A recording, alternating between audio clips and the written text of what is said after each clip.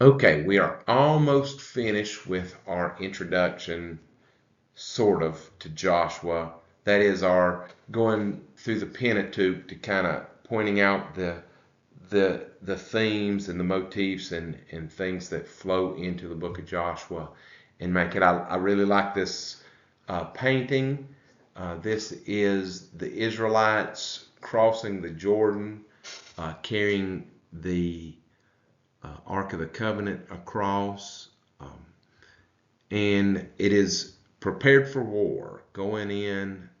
And we have said very much the book of Joshua is cast as a re-entry into the Garden of Eden. But now, because sin is in the world, they're going to have to fight their way in, which is all wrapped around the original kind of. The original sin is simple disobedience, and then the next one is Cain spilling the blood of his brother, violently attacking. And so things have kind of come full circle. They are now trying to re-enter the land, re-enter fellowship with God, but now in a broken world, fighting has become necessary. Um, the sin has so contaminated our relationship with God that even the children of Israel trying to enter their inheritance is a battle. And there must be blood spilled for that to happen. A couple more verses on, I say on land rights, it's not exactly land rights, but a couple more references in Deuteronomy. This would be, so Moses came with the children of Israel um, to the banks of the Jordan. And it's very interesting. We've talked about this in the past. In the first 5 books in the Pentateuch, when a character heads in an easterly direction, they are going away from God. And of course, that has to do with the sun rising in the east. And if you go towards the sunrise, you are trying to hide from God. If you go west, you're trying to stay out ahead of the sun so God can see you all day long. And so it is interesting. The Israelites, before most of the time they were in the desert wilderness, they were only about a 3 weeks hike from the promised land. They were not far. But in order to go in finally to the promised land at the right time, they swing way out to the east. They go south of Edom. Edom comes out and blocks the road, so the soldiers come from Edom, so they can't go into the Edomite territory. Now, Edom is down to the southeast of the Dead Sea, so they circle around them, and I think they kind of rubbed up against them and maybe had to fight a little bit. Then they decided to cut through Moab, um, and they had to fight a series of battles in Moab, and they defeated the Moabite army. And that is what Rahab will reference. We heard about your battles in Moab, and we quake with fear. Your reputation is coming before you. But anyway, so that way they get to the eastern side of the Jordan so they can cross the Jordan heading west in God's sight, before God going into the land. And so these are some of the verses that Deuteronomy, which means second law in Greek, is Moses kind of going back through everything before he knows that the Lord is going to take him and he's not going to be able to go in with the Israelites. So he makes speeches repeating some highlights. And here's just several mentions of going into the land. So in Deuteronomy chapter 1, verse 21, look, the Lord your God has set a land before you. Go up and possess it. Now that verb uh, possess is yarash in Hebrew, and you're going to see that a lot. Possess the land, yarash. Um, possess it. As the Lord God of your fathers being Abraham, Isaac, Jacob, Moses, probably not technically a father, but all the great men that have come before, has spoken to you. Do not fear or be discouraged. So God formed a relationship from Abraham forward And he has said, do not fear or be discouraged. Now, you're going to see that a lot when we start in Joshua. Be strong and courageous. Don't be so fearful. You know, sometimes especially when we grow up in church and we hear Bible studies about Joshua fighting the Battle of Jericho and all these stories, we just don't really think about how difficult it would be, even knowing that you had the right to the land, that it was your land, to go in and take it. For a stubborn people that refuse to hear that the land belongs to you, refuse to acknowledge it, and they hate you because they feel that you are taking their land. And the Israelites did not want to do it. They weren't excited. And so as you're starting in Deuteronomy, you're starting to hear some kind of clatter. And what that is the Israelite knees knocking together. They're nervous. They're shaking like a leaf. It's the most nervous book. It starts out especially the most nervous book because they didn't want to do it any more than if the Lord said, go over to your neighbor's house and take their stuff. And if they don't like it, take them out too. You know, and of course, there's not a parallel, and that's a little bit facetious to even say that, but they did not. They were very fearful. Not so much fearful for their life, but can you imagine having to do such a thing? Deuteronomy 3:28, but command Joshua and encourage him and strengthen him, for he shall go over before this people. He shall lead them, and he shall cause them to inherit the land which you will see. And that is a different word. It is nakal in Hebrew. But I want to highlight these important words. Possess, darash, possess the land. Nakal, inherit the land. Then they will take that nakal and they'll make it into a noun and they'll say the land is your nakal. It is your inheritance. This land belongs to you. Deuteronomy 26:1 and 2. And it shall be, when you come into the land which the Lord your God is giving you as a nakal, as an inheritance, and you possess it and dwell in it, that you shall take some of the first of all the produce of the ground, which you shall bring from your land that the Lord God has given you, and put it in a basket, and go to the place where your Lord God chooses to make his name abide. So you're making a sacrifice. This is giving back of the first fruits of the land. And you shall go, continues in verse 3, and you shall go to the one who is priest in those days, and say to him, I declare today to the Lord your God that I have come to the country which the Lord swore to our fathers to give us. So this was a promise. So in Deuteronomy, they have not yet gone in, but he is prescribing to them how to think about and how to talk about this land. God made a promise to Abraham. By this point, about 400 years ago, probably. And there's a lot of guesswork in trying to figure out dates, but probably about 400 years ago, Father Abraham, maybe a little bit more, could be 450, could be 500. We know approximately when Abraham lived, but we don't know specifically. Long time ago, God made a promise to give this land to us. We've talked a lot about that in the Pentateuch. In Deuteronomy 34:5, he will bring you to the land that belonged to your ancestors. Remember, we talked last week about Abraham purchasing the cave at Machpelah and then them burying generations there to show this is, when you bury someone in the land, that shows ownership of it, that belonged to your ancestors, and you will take possession of it. So there's probably an underlying implication it is your land, but somebody else is now possessing it. And so they have to be gone from there in order for you to take and possess your inheritance.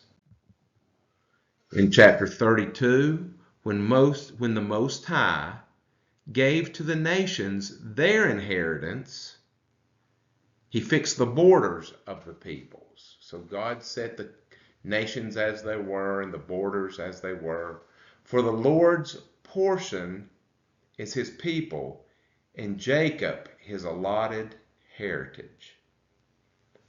And so showing the tight relationship between God and the people of Israel.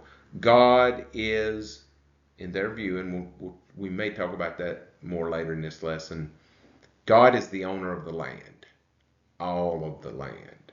So that's behind us. He is considered like a human kings owned the land in the ancient world, and they allowed the people to live where they live and to farm where they live. God owned the land in the view of the biblical authors. And he had now given this land, allotted this land for the Israelite people. So on into the book of Joshua. So Joshua, the name Joshua, and the title of the book means Yahweh saves. So let's see. Yeah. The UA at the end of the word would be a contraction of Yahweh. And the Yish, which we would in English becomes Josh. Yish would be from the verb to save. Or Yahweh is salvation. So, who wrote the book? The Bible does not identify the author of this book, but it does give some hints that we're going to look at here. Keep in mind, an eyewitness wrote many parts of it. So, several evidences for eyewitnesses. In Joshua 5, 1 and 6, it says we and us. Also, there are vivid descriptions of sending spies, not just a reference to it. And the spies describe the land that they saw. Then the vivid description of the crossing of the Jordan, the details given there.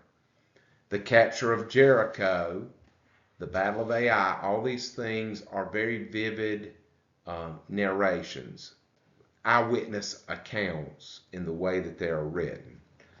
So it indicates, rather than it be a fictional thing, that these vivid descriptions were by people that had seen the events. Then there's also internal evidence, several examples of internal in the Bible. One, Rahab was alive at the time of writing. It says she dwells with the Israelites to this day in Joshua 6:5. And so being a participant in the Battle of Jericho, being there, and then still being alive, it was written fairly soon after Jericho. The Jebusites still inhabited what came to be Jerusalem. So before David captured it, it was called Jebus, Jebus, and it was considered an impregnable walled city. And I believe David sneaks in through the well. There's a tunnel that water goes through, and he crawled through that tunnel into the inside of Jebus to capture it. I believe, and I may be wrong, but going from memory, I believe the pool of Siloam came from that same well. It's down in the nose of the city, and he entered in up above the city in there. And so it is funny. The city of Jebus was a very small fort compared to later Jerusalem. And the Temple Mount was above Jebus. It was a hill called Mount Moriah up above, north of the city of Jebus. But then it is now a part of the city. It's been swallowed by the city. The Canaanite cities were mentioned by archaic names rather than the later names they had. And just one example would be in Joshua, Kiriath Arba was the name for Hebron. Hebron is still there, and it's mentioned twice by that ancient name. Also, Tyre had not yet conquered Sidon, which it captured in the 12th century. So this happened before the 12th century. In addition, in Joshua, the Philistines were not a national menace to Israel yet. They're not much mentioned in Joshua. And they invaded about 1200. Around 1200 BC, the seagoing technology changed the world order. People had gotten, by 1200 BC, people were able to begin invading coastal cities, and most of the great cities were coastal cities because you had that trade by sea. You also were able to fish and feed a large population, which feeding a large population was always a problem in the ancient world. Well, around 1200 BC, things began to change because they got the ship technology got to where you could take a bunch of troops and land them. And so you could take a coastal city, a fortified coastal city. And so there is the world is in upheaval around 1200 BC. This is by archaeology history, where great cities just disappeared. That people would have regular correspondence with a relative that lived in a great coastal city, and then all of a sudden they didn't get letters anymore, ever. And then they may or may not find out that the city was gone. It had been invaded and torn down. Well, how that touches the Bible is with the Philistines. The Philistines land on the coast about 1200 BC, and they become the chief menace in the book of Judges. Everything has shifted. The Israelites are poised and are surviving. They're poised to become a nation and a regional power because the big empires are weak, and then all of a sudden these sea people, the Philistines, who were Phoenicians probably, landed and became a big threat. So all of these things are internal evidence that the author was an eyewitness, that it had happened early. So evidence that Joshua had written parts of the book. In Joshua 8:32, it said Joshua wrote there on the stones a copy of the law of Moses, which Moses had written, in the presence of the sons of Israel. So Joshua was literate. He was able to write. My guess is that Moses had trained Joshua. Moses was unique. His ability to write was unique among the Israelites. By and large, they were illiterate, but he learned most likely in the schools of Egypt, which were the great writers of that day. And probably Moses taught Joshua. Then in Joshua 24, at the end of the book, verse 26, and Joshua wrote these words in the book of the law of God, and he took a large stone and set it up there under the oak that was by the sanctuary of the Lord. So two references to him writing. So at least a good part of the book of Joshua, it is safe to assume that Joshua had a hand in writing. And if so, that would add to the dating being earlier written rather than hundreds of years later collecting stories and writing a story about an ancient event.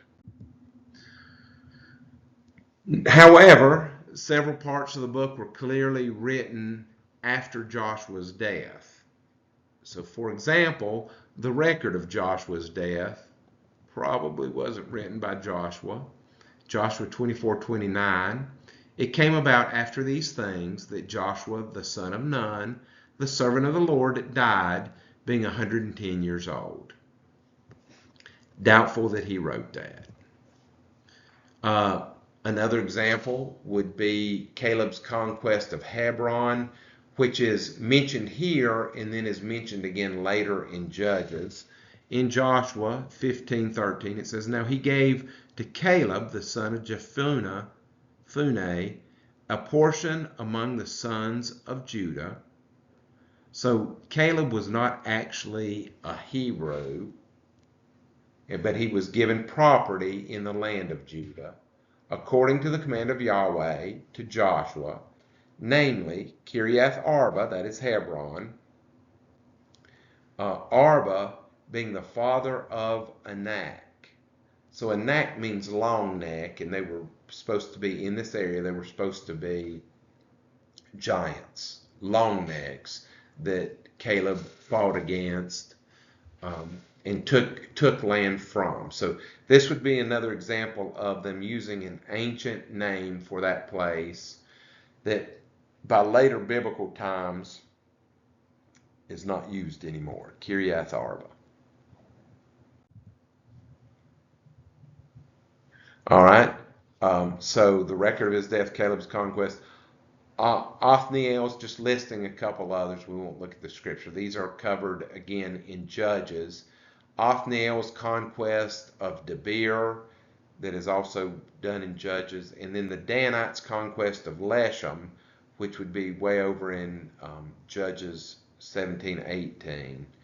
Now, I will say there is a theory that I've heard that rather than Joshua happening and then Judges happening after, it says, Joshua has passed away, then in actuality they're kind of happening at the same time, that they're different angles on the same things.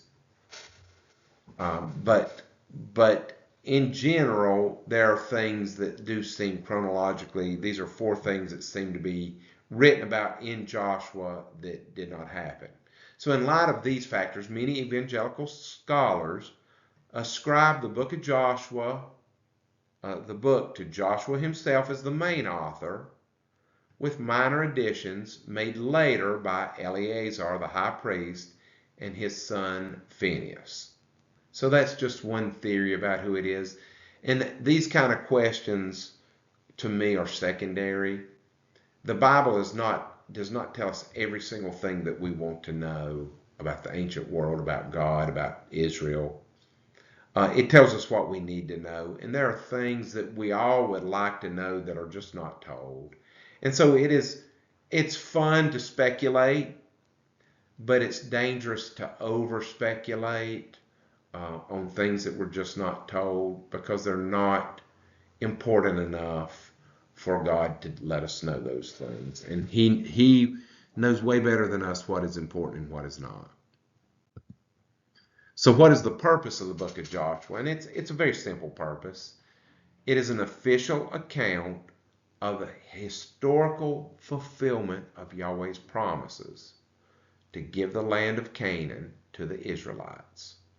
He had made that promise all the way back to Abraham when he began this work to heal the damage that sin had caused. He gave the land, he promised the land to Abraham, and this is a fulfillment, even though it is 400 to 500 years after that promise was made. Yahweh made a contract or covenant or peace treaty, however you want to say it, with Abraham, promising unconditionally to give a land, posterity, and spiritual blessings to Abraham and his descendants.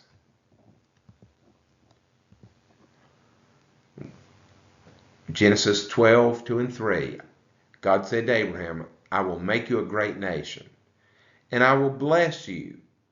Now, in one way, this is a restatement of the original blessing that God made to mankind. My desire is to bless you. I have set you apart as special among all the created beings, among all the creatures that walk the earth. I want to bless humans. It says the same thing to Abraham. I will make your name great. Can you think of anybody else from Abraham's time that you know about? Anybody contemporary? And that's a true thing, isn't it? For us to be talking about Abraham 3,900 years, almost 4,000 years ago, for us to still be talking about him. And God made that promise, and he kept it. And so you shall be a blessing. So Abraham, and I don't think he's so much talking about Abraham himself, but I think he is talking about his legacy, his descendants, and I very much think a special descendant that is going to come from Abraham in the future. This blessing is repeated over in chapter 22 again. And that is where he takes Isaac to sacrifice him. The angel stops him. God repeats this blessing and he adds, in you and in your seed, I will bless all nations. But here he says, you shall be a blessing. I will bless those who bless you. So people that are looking to my plan will recognize what I'm doing through you, and they will bless you. They will agree with you. And I would say blessing those who bless you is talking about the Gentiles who have come to Christ. I think that's Christians. Absolutely, he's talking about we are blessed because we have followed Father Abraham, the faith of Father Abraham in God. And he who curses you and rejects your relationship with me for themselves. We don't want any part of Abraham's faith. I will curse them. What is the curse? Well, ultimately, it is the lake of fire for the people that leave this breath, leave this life, leave their heartbeat behind without blessing the name of the Lord, calling on God's name, asking for salvation. The curse is eternal lake of fire. And in you, and then as I said in chapter 22 it says, and in your seed, all the families of the earth will be blessed. We'll have access to relationship with God, the blessing of God.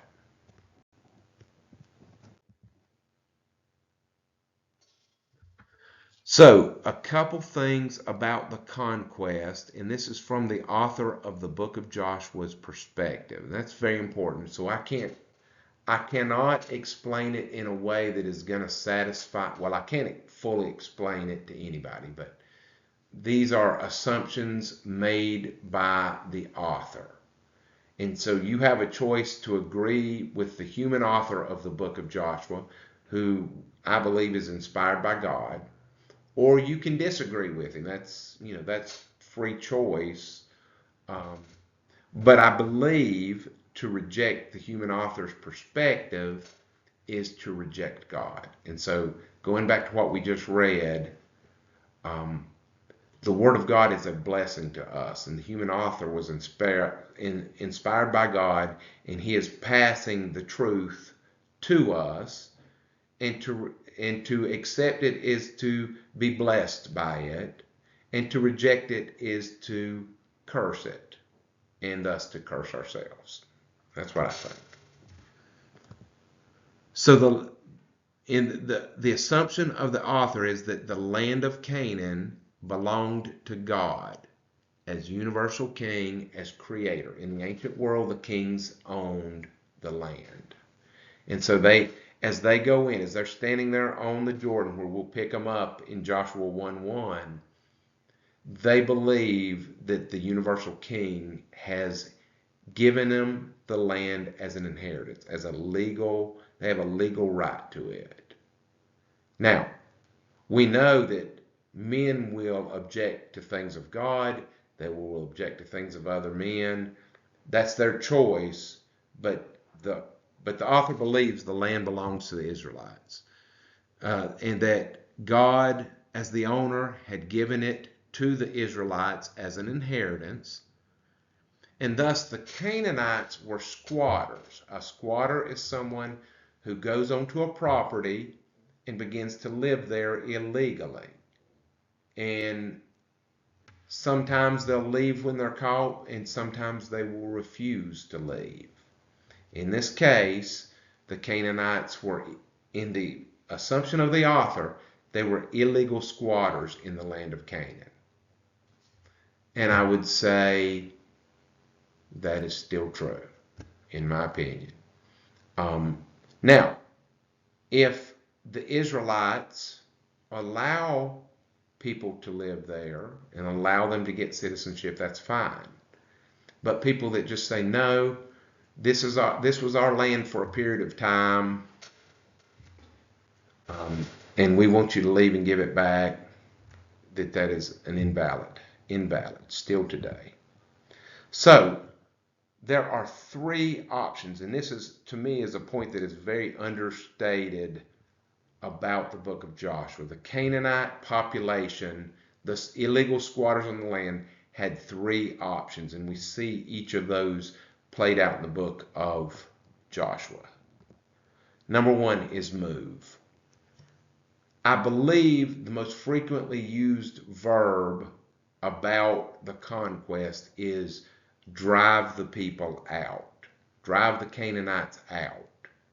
Drive them before you. God says, I will go before you and I will drive the Canaanites out. So one valid option is for the Canaanites to move. And I believe, though I can't point to a verse, but I believe if they get up and move, the Israelites would not chase them. That the Israelites would allow them to go. Now, I don't know that. That's speculation. But it is an option for the Canaanites just to be gone and surrender the city, surrender the land. Option number two, become Israelite. I know of one private citizen in Canaan. There are others from time to time, but at the time that Joshua goes in, who is a Canaanite private citizen, she does this. She becomes Israelite. She believes in the Israelite God, pours herself out in faith, and the Israelites accept her, and she is in full status an Israelite. I believe because of that was an option for anybody who did it. But by and large, that was the least used option. And we've seen that same option before in Egypt. There were a ton of Egyptians and people that lived in Egypt of other nations that followed the Israelites out in the Exodus. And as far as I know, became Israelite, melded into the Israelite nation. They're called the mixed multitude in Exodus. And so this has always been an option. You can become an Israelite. You need to practice the Israelite religion. You need to be circumcised and all those things. But that is an option. And the third one, which is the one that gets the most publicity, is be forced out. For those who are illegally there and they refuse to surrender their land and move, they refuse to become Israelite, then the Israelites, they have no one else to call. There's not a international police there's not an international court where they can take their deeds and their things and make it and sue for the people to leave their cities. The only option, the third option, is military force, and we see that. We see examples of that, of course. And that is the one that gets the most attention. And at that point, if they have to be forced, they're not going to be conquered and then released to wage war. If they stay and fight, then they are to be executed, no prisoners taken. And that is including the families who stay. And again, if a soldier chooses to stay and fight and he sends his wife and children out before the Israelites get there, I don't think the Israelites are going to chase them down and kill them and enslave them or whatever. I think they're going to be let go. But if they stay behind and say, this is our land and we're not leaving, then they are executed. And that's what people have trouble with. So that is the first theme, is the conquest. Then second theme is God's promise, and that's pretty straightforward. Know that Yahweh your God, He is God, the faithful God who keeps His covenants and His mercies for 1,000 generations. And then the third theme is a theme of holy war. Now, holy war, and so we've touched on it a little bit. It is a very challenging concept for modern people, really for anybody that has not grown up in a faith that has holy war. I do not think, for all the writings of Augustine and Catholicism and all that, I do not think there's any holy war, legitimate biblical holy war tradition with Christianity. I think the last holy warrior was Jesus. I think He went to the cross as a soldier of God, doing God's thing, and then He surprised everybody. Rather than dishing out violence and holy war, He absorbed it. He received it. And I think that was the end of any holy war related to Christianity. Now, for Israel, I don't know, I would have to study on that. It is possible that Israel might still fight holy war or have that option, but I don't think they treat war as holy war. Means it's like a church service when you go out to fight. They would ritually purify. They would, at Jericho, they will carry the ark around the city 7 times, much like they did at the Day of Atonement. They probably made sacrifices and sprinkled blood on the city. But let me tell you several things, and we'll end on this holy war concept. Now, to understand it, you have to first understand ancient warfare. So I have A&E, that's ancient Near Eastern warfare. Generally, a war was fought for annihilation. They did not go out and fight an engagement and take 10% casualties and one group retreat and the other one declare victory. They would fight until everybody in one army was killed.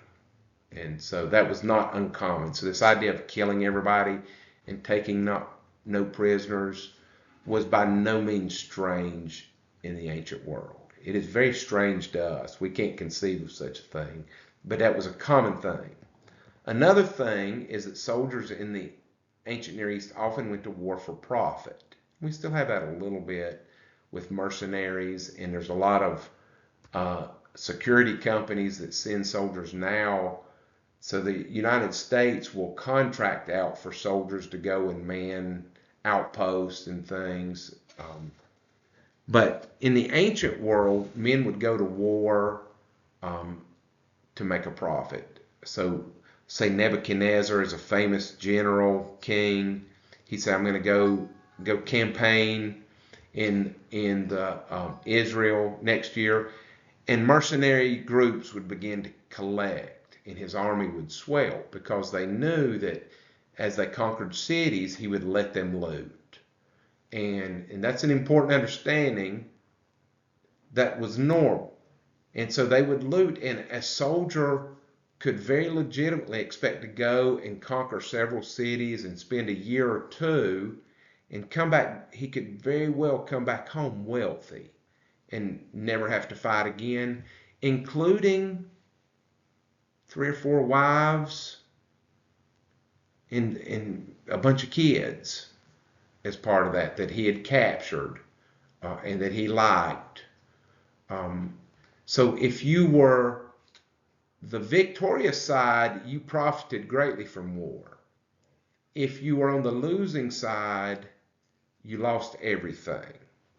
So all of us in this room I would be killed for being old and for being a man, and y'all would be killed because y'all are women beyond childbearing age. And that was just the way. So little kids and women were taken as slaves. Now, if a boy child was old enough that they thought they would remember that their dad was killed, they would kill them too, because they worried about revenge killings later, the blood oath.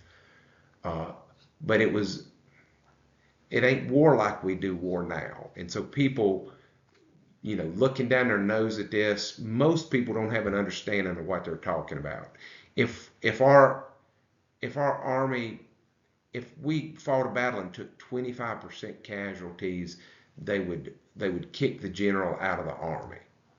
But in the ancient world, it was nothing to 100%. Rome sent 2 legions into Germany, and they were completely annihilated. Every single one of them was killed. And just ancient warfare is so different. Jericho was symbolic. It was the first city that they went into. It was a fortified city blocking their way, and it had to go for them to enter the land. It was the gate. The gate had to be knocked down for them to go in. And as such, as a symbol, it was very important that the Israelites follow all the rules. If they take any treasure, if they take any slaves from Jericho, then it becomes an invasion where they are just wanting property. And so what is called the ban, that is to kill everybody, all the prisoners, women and children and animals, and to set fire to the treasure, not keep the treasure, that is a symbolic statement that this is not a invasion to make a profit from. This is our land. This is us possessing our inheritance. And so it's very important that they keep all those rules. The land was rightfully their land. And so they were not coming to get wealthy from it. They were coming to get their inheritance. They were not invading, as I just said, and the ban was not for profit. So I've already said all those things.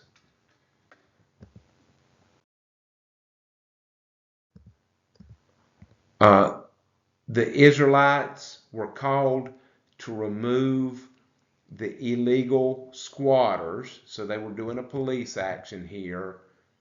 And in the end, they failed to purge the land of all the Canaanites. At some point, they got tired.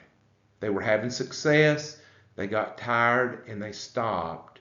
So they failed to complete. So the problem that the Bible author has is not that they were told to kill people who refused to surrender. The Bible author's problem is that they stopped after a certain amount of time and did not purge everybody. And because of that, very clearly, they fell away from God.